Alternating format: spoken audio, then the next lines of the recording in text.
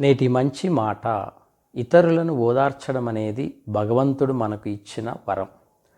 ఒక వ్యక్తి తన జీవితంలో నిరుత్సాహము కలిగినప్పుడు బాధగా, భారంగా ఉంటాడు. అటువంటి పరిస్థితుల్లో ఉన్నవారికి ఓదార్పుని ఇవ్వడం మనకో వరం. వరం ఎందుకనో తెలుసుకుందాం.